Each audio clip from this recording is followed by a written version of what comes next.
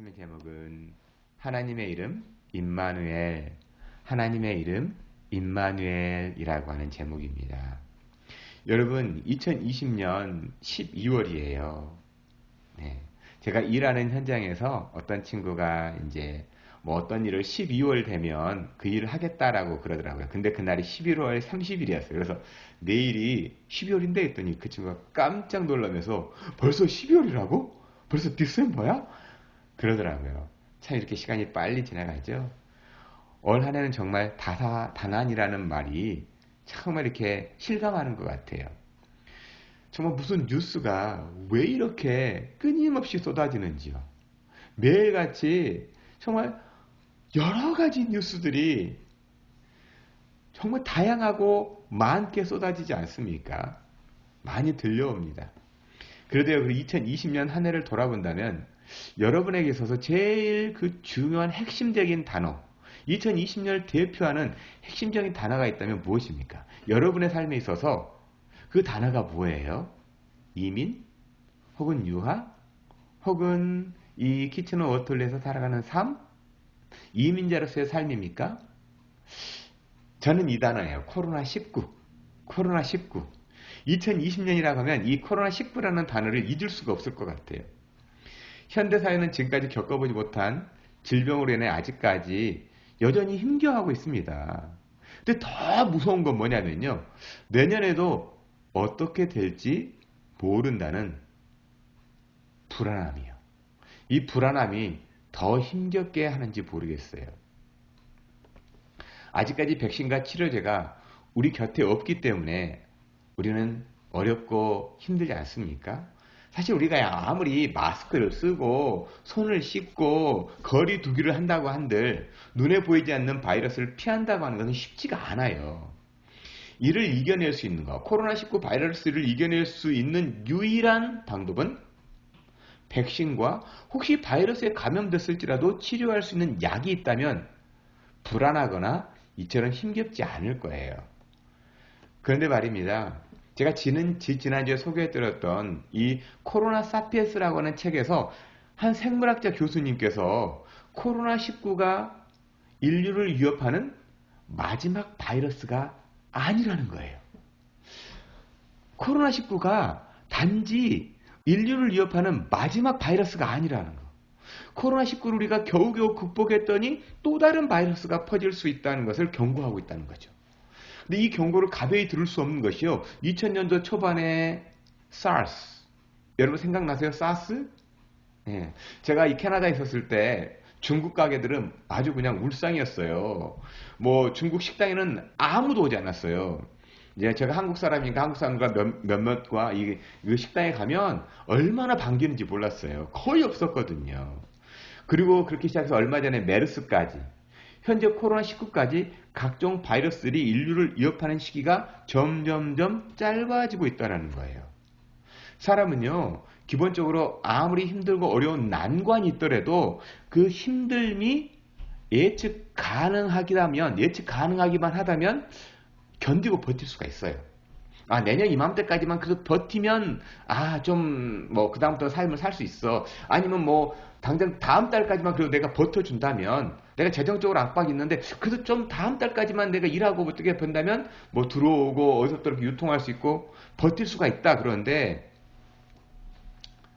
예측할 수 없고요. 불투명하다면, 내가 얼마나 더 견뎌야 돼?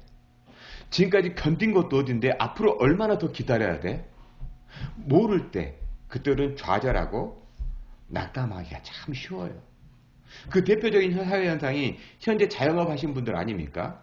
어떤 유학을 오셔서 이민을 준비하시는 분들 중에 학교를 졸업하고 이 정도 버틴 후에 취업을 해가지고 이민을 해야겠다고 계획을 세웠잖아요. 그리고 그 계획 가운데 플러스 마이너스 뭐 한두 달 아니면 뭐 6개월, 어떤 분들은 그래 1년을 좀 버텨보겠다 했는데 코로나19로 막막한 거예요. 버티기가 어려운 분들이 있어요. 또 코로나19로 인해서 레이오프 되신 분들이 있습니다. 제가 아는 분들 중에는요, 에어 캐나다라는 곳에 근무했던 분들, 몇몇 분들 압니다. 지난 3월에 레이오프 된 이후로 올 안에는 회복되겠지 라고 생각했는데 오히려 연말이 되니까 더 유행하고 있다고 하는 거. 언제 복직하게 될지 기약할 수 없는 상황에 겁이 나고 두려운 상황입니다. 매달 몰기니나 렌트비는 내야 하고 아이들은 키워야 하는데 실직으로 인해서 은행 잔고는 줄어들고 앞이 막연한 이 상황에 어느 한 사람 고통스럽지 않는 사람이 없을 거예요. 그래서 그런지 요즘 우리가 사는 이 지역의 인터넷 카페 이사한다고 짐을 내놓는 그 광고가 하루에도 몇 건씩 올라오는 것을 보는데요. 뭐 전부 다 어려워서 그런 상황은 아니겠지만 그 중에 몇몇 분이라도 정말 견디기가 어려워서 힘들어서 그러는 것 같아서 제 마음이 참 심란해요. 마음이 좀 많이 아파요. 참으로 두렵고 암담한 상황이죠. 그러면서 오늘 본문인 이사야 말씀은 참 같은 시대 상황인 것 같아서, 그리고 또 이 본문 말씀은 마태복음에서 예수님 탄생을 예고할 때도 동일하게 기록된 말씀이잖아요. 오늘 본문 말씀이나 마태복음에 예수님 탄생을 예고할 때 상황이나 보면 로마의 압제와 헤롯 대왕이라는 사람으로 인해서 이 심히 고통당할 때거든요. 막연하거든요. 언제 이 고통이 끝날지, 언제 이 고난이 끝날지, 언제 이 어려움이 끝날지 모르는 상황이에요. 그때 주어진 말씀이에요. 12월 성탄절이 있는 이달에 가까운 대도시인 이 토론토 지역은 락다운에 들어갔잖아요. 우리가 살고 있는 이쪽도 조만간 락다운이 된 상태일지도 모른다고 하는 그 삶의 불편함과 함께 언제 회복될지 모르는 이 시기임에도, 그럼에도 이 말씀이 준비할 수밖에 없는 이유는 복음의 밝은 빛이 이 순간을 이겨내는 거룩한 삶이 우리와 함께 있다고 하는 것을 좀 기억해 보자고 하는 것. 좀 막연해요. 저도 솔직히 막연합니다. 암담합니다. 그럼에도 불구하고 이 말씀이 있기 때문에 하나님의 이름, 우리와 함께 하시는 하나님 임마누엘을 좀 나누게 되었습니다. 이 주제를 저는 지난 2주간 깊이 묵상하면서 과연 우리 그리스도인은 이럴 때 무엇을 해야 할까? 막연한 이 시대에 무엇을 해야 될까? 특별히 코로나19로 기독교에 대한 반감과 이질감이 가득한 이 세상에서 우리 삶의 방향은 과연 무엇일까? 좀 묵상하고 기도하는 시간이 있었습니다. 오늘 본문 배경은요, 이스라엘의 남과 북으로 나뉘어가지고 서로 싸울 때예요. 그러니까 마치 우리 조국이 남과 북으로 나뉘었잖아요. 서로 으르렁대고 있습니다. 북이스라엘이 북이스라엘이었던 이 베가 왕이 아람의 르신왕과 연합해가지고, 마치 옛날에 여러분 기억할지 모르겠지만 북한이 중공과 연합을 해가지고 남유다라고 할 수 있는 그걸 쳐들어온 것과 마찬가지예요. 그리고 얼마큼 쳐들어왔냐면 남유다의 그 도성인 에루살렘으로 쳐들어왔습니다. 이 당시 남유다의 이 아하스라고 하는 왕이 다스릴 때인데 아람과 북이스라엘이 쳐들어오니까 오늘 말씀이 있는 이사야서 7장 4절에서는 이렇게 얘기합니다. 왕의 마음과 그 백성의 마음이 숲이 바람에 흔들림 같이 흔들렸더라. 네. 숲이 바람에 흔들림 같이 흔들렸다. 여러분, 우리말로 표현에 의하면 사시나무 떨듯 떨었다 라는 거 아닙니까?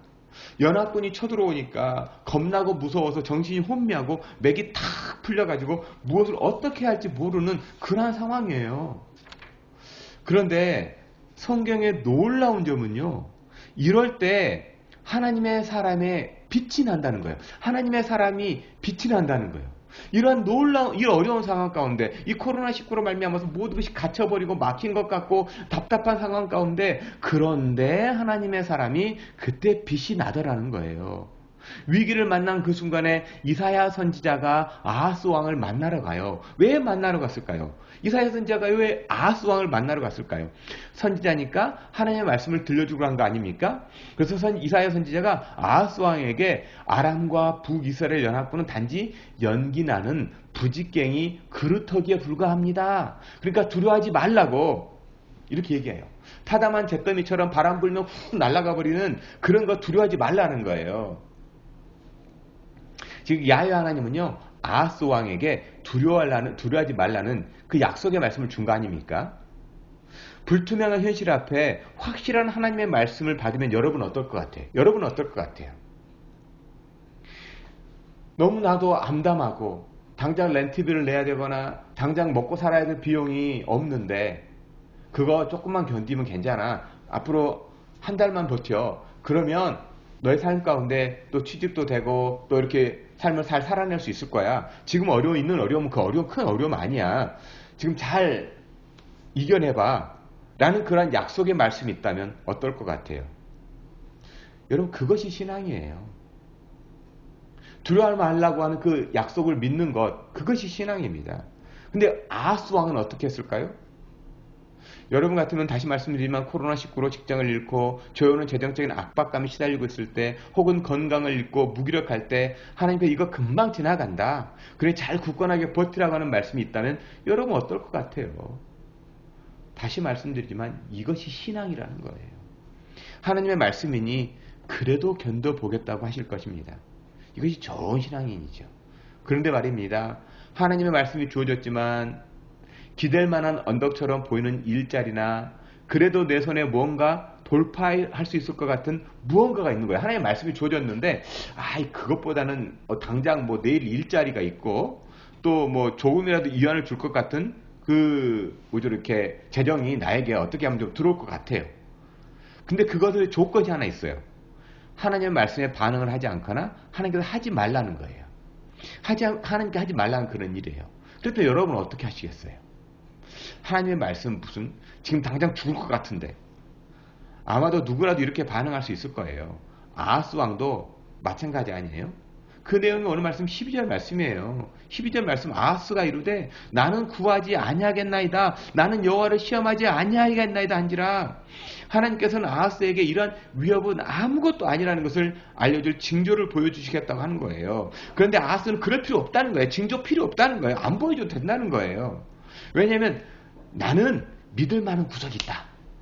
내가 믿을 만한 구석이 있어. 바로 북이스라엘 그 북쪽에 위치한 그 아수르라고 하는 강대한 제국이 있잖아. 아수르에게 가서 도움을 청하면 될 것을 보이지도 않는 하나님, 언제 이루어질지도 모르는 하나님의 말씀에 내가 왜 신경 써야 돼?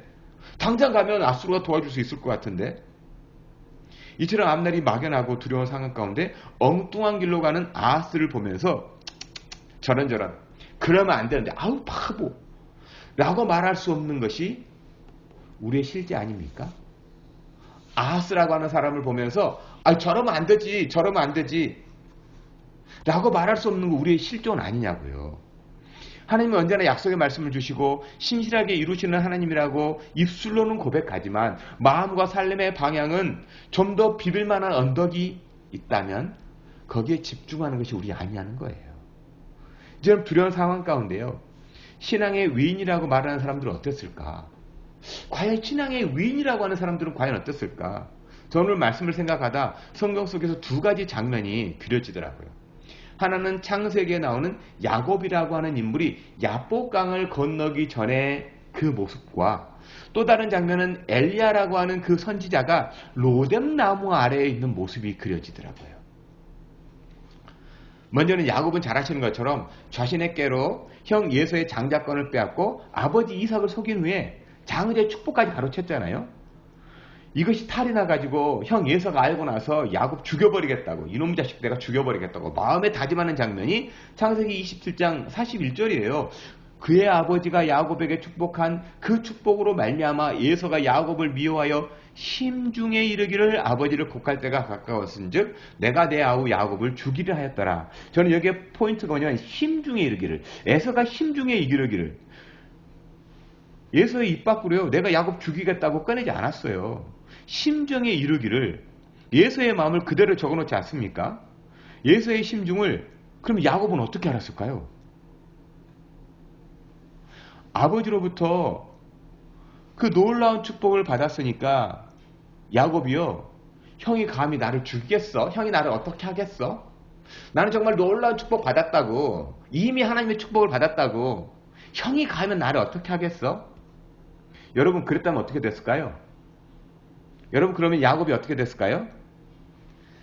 형에게 맞아 죽었더라, 끝 이었을 거예요. 성경이 거기서 딱 끝나버렸을지도 몰라요. 근데 그 심중에 이르기를 야곱은 알았어요. 어떻게 알았을까? 이 예서의 심중을 눈치가 빨라서 분명히 하나님께서 일러주지 않았을까? 또 주변의 환경을 통해서 알려주지 않았을까? 이로 인해서 야곱은 도망을 하게 됐죠. 루스라고 하는 것, 그곳에서 돌베개를 베고 잠을 자다가 하나님을 만나게 됐죠. 그리고 루스더가 어떻게 이름이 바뀌냐면 베델이라는 곳을 바뀝니다. 그런 후에 20년 동안 삼촌 라반의 집에서 죽도록 고생하죠. 그러니까 결국 고향으로 돌아가기로 마음을 먹고 4명의 아내와 12명의 자녀를 데리고 귀향을 합니다. 근데 이 귀향하는 야곱의 마음 안에는요, 커다란 두려움이 한 가지가 있었어요. 뭘까요? 형 예서입니다. 하란을 떠나서 고향 가까이 오는데 소식이 들려오는 거예요. 형 예서가 400명의 군대를 이끌고 온다는 거예요. 이 소식을 들은 야곱에 대해서 창세기 32장 7절에서는 이렇게 얘기합니다. 야곱이 심히 두렵고 답답하여 자기와 함께 동행자와 양과 소와 낙타 2떼로 나누고, 야곱이 심히 두렵고 답답하여. 유다 왕인 아하스나 야곱의 반응은 동일하죠. 야곱은 형 예서가 군대를 몰고 온다는 소식에 두려움 가운데 자신의 주특기인 잔꾀로 자신의 재산을 2떼로 나눈 거예요. 왜 야곱은 이런 조치를 취했을까요? 왜 이렇게 자신의 재산을 2떼로 나눴을까요? 야곱에게 있어서요, 자신이 모은 재산인 양과 소와 낙타 그리고 종들이 바로 야곱 자신이었기 때문에 그것을 잃지 않기 위해서예요. 그러면서 보면 야곱은 쏙 빠지잖아요. 야곱은 쏙 빠져요. 보이는 것들을 나누는 거예요. 그러면서 하나님께 기도하기를, 하나님께서 은혜를 베풀어 주셔서 자손들의 바다에 셀 수 없이 많은 모래처럼 해주시겠다고 하지 않았습니까? 그러면서 그러니까 씨를 보존하기 위해서 나는 2떼로 나눕니다. 라는 거예요. 기도하고 하나님의 약속이 있잖아요. 그 약속을 가지고 자기네 머리로 2떼를 나눴다는 거예요. 이런 야곱이 떠오르면서 두렵고 답답하게 되면 누구나 다 사람 자신이 할 수 있는 일을 먼저 떠올린다는 거예요. 내가 할 수 있는 일을 먼저 떠올리더라는 거예요. 또한 한편으로 이런 야곱을 향해 쉽게 정죄하거나 비난할 수 없어요.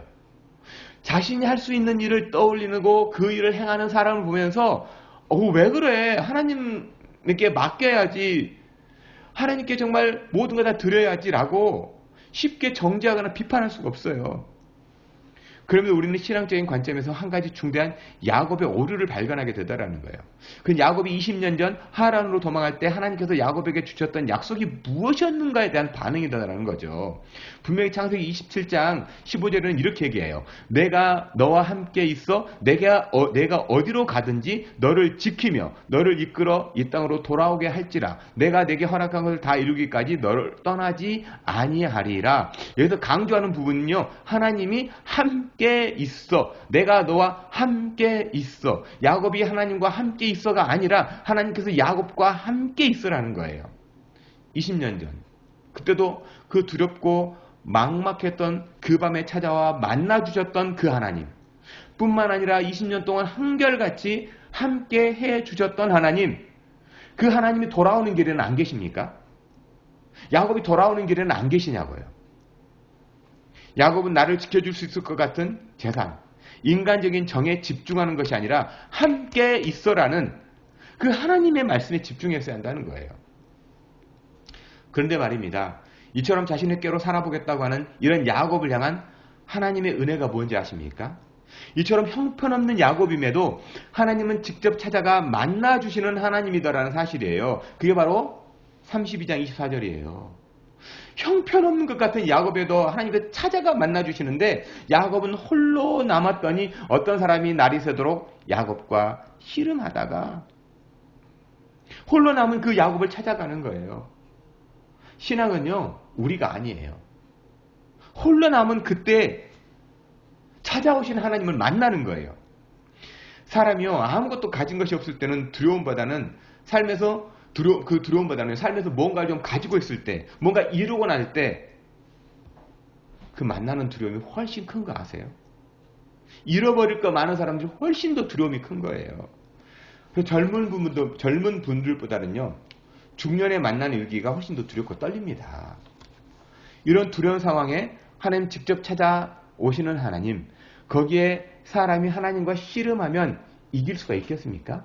사람이 하나님과 씨름해서 이길 수가 있겠어요? 근데 하나님은 져주기까지 하십니다.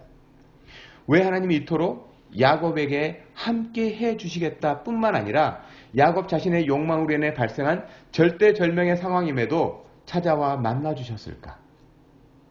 왜 하나님은 만나주셨을까요? 하나님께 집중하라는 거예요. 그래서 야곱은요, 천사와 씨름하는 거예요.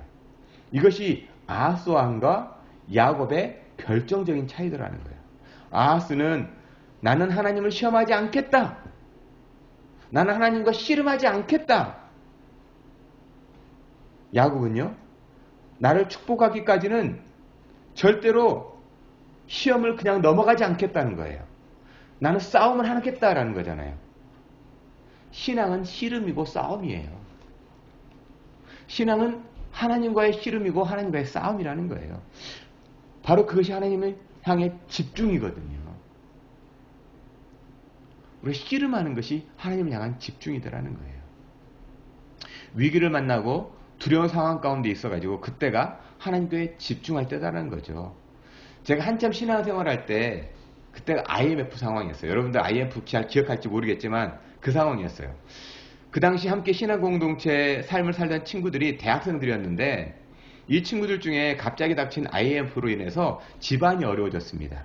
이로 인해서 가정이 깨지기 일보 직전이었고 또 아버지가 실직하고 아버지가 사업에 실패하고 그래서 이렇게 자신들은 아르바이트 할 수밖에 없는 상황이었고 근데 아르바이트 자리도 쉽게 구할 수 없는 상황이었습니다.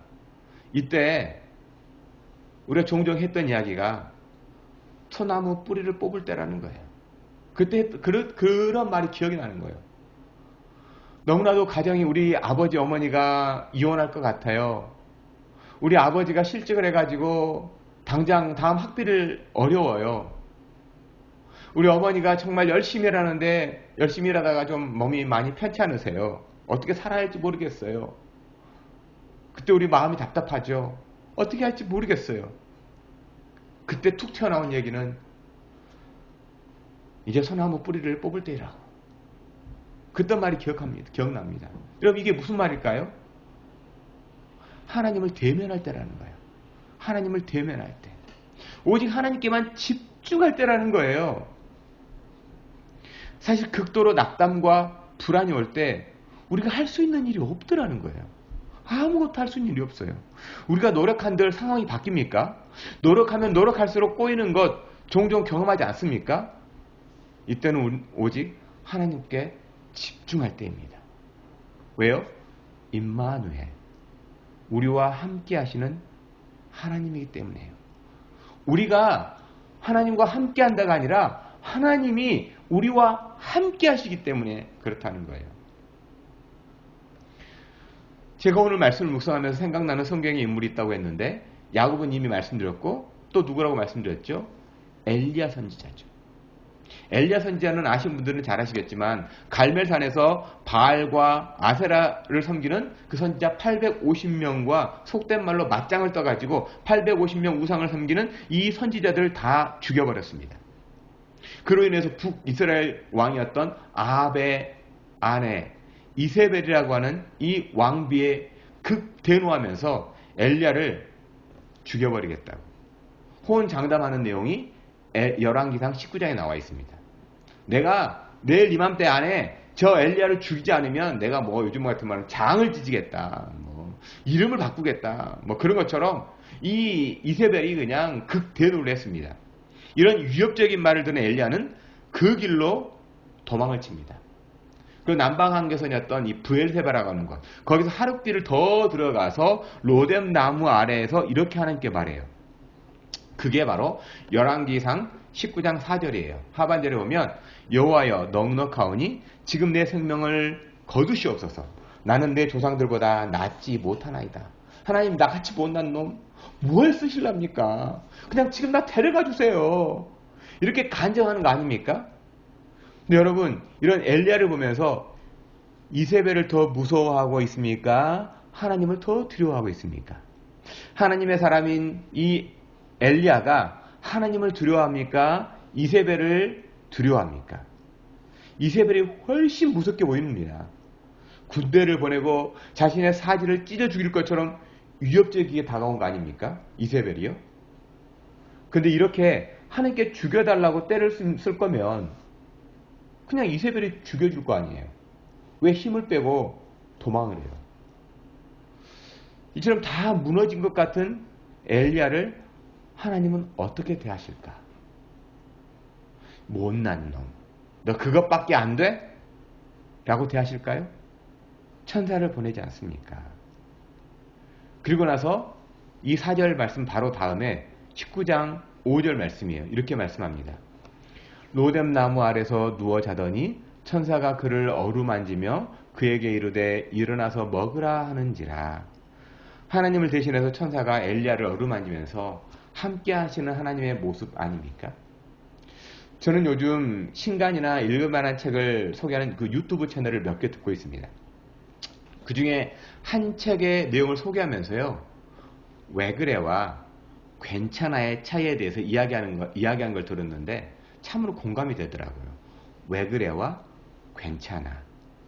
첫 아이를 낳은 엄마가 아이가 보채고 우니까 아이를 안고 나서 왜 그래, 왜 그래 이렇게 1시간, 2시간 엄마도 울고 아이도 울고 정말 그러면서 말도 못 알아듣는 아이에게 왜 그래, 왜 그래 그렇게 계속 달래는 거예요. 근데 아이는 계속 울고 보채요. 그 모습을 옆에 지켜보고 있던 나이 지긋한 중년 여성이 아이를 좀 안아볼 수 있겠냐고 묻고 나서 엄마도 지치고 하니까 아이를 좀 넘겨줬어요. 근데 그 중년 여성이 아이를 꼭 안고 나서 등을 쓱쓱 쓰다주면서 괜찮아, 괜찮아 그렇게 쓰다듬어 주니까 정말 아이가 놀랍게도 진정이 되더라는 거예요. 괜찮아, 괜찮아. 왜 그래와 괜찮아.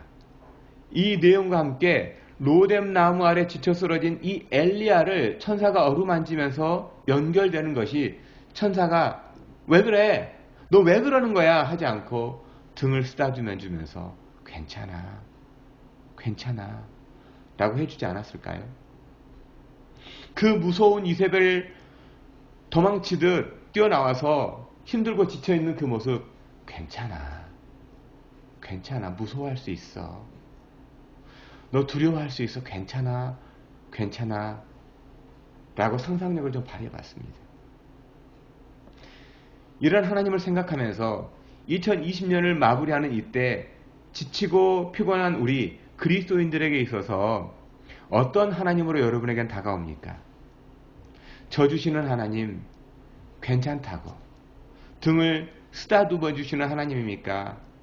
아니 너 왜 그래? 라고 말씀하고 계시는 하나님입니까? 여러분에게는 도대체 어떤 하나님이십니까? 그런데요, 이 두 부류 모두 저는 괜찮다고 봐요.